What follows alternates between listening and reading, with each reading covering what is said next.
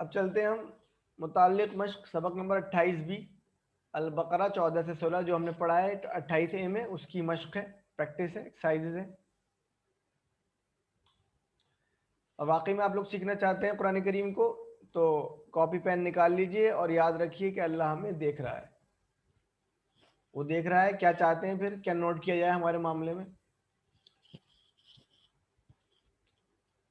Interview دینے جاتے ہیں نا لوگ، تو سب کو پتا ہوتا ہے جہاں باہر انٹرویو دینے کے لیے بیٹھے ہیں اور اندر انٹرویو کے لیے بلایا جائے گا اور وہ کیمراز وغیرہ لگے ہوئے ہوتے ہیں تو کتنے ہوش میں کے بیٹھے ہوتے ہیں.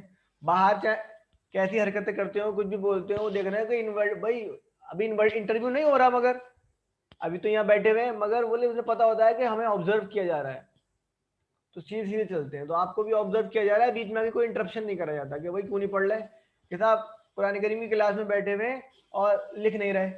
تو ایسا نہیں ہوتا کہ ایک فرشتہ آتا ہے ایک جھاپڑ مارے کان کے نیچے، بھائی کیوں نوٹ نہیں کر رہے، یا سر آبزرو کرا جا رہا ہے کہ ہاں بھائی کیا ہے کیا ہے کیا ہے. برابر واحد کی جمع یا جمع کا واحد لکھیے. لفظ شیاطین، یہ تو جمع ہے، بہت سارے شیطان، تو اس کی واحد ہو جائے گی شیطان. ماضی بنانا ہے اس کا، کس کا؟ یامہون کا. یامہون یہاں پر ہوگا، یامہو یامہونا، تو اس کا ماضی کہاں جائے گا؟ یہ تو مضارع ہے، ماضی یہاں جائے گا. دیکھیے ابھی ہم اس کو دیکھ سکتے ہیں بہت سہولت کے ساتھ. یہ آ گئی ہماری ٹیبل.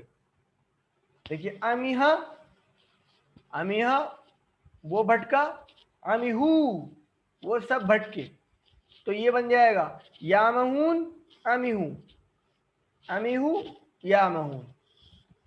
تو بہت زیادہ آسان ہے، جو پڑھ رہے ہیں ان کی سمجھ میں آ گئی یہ بات.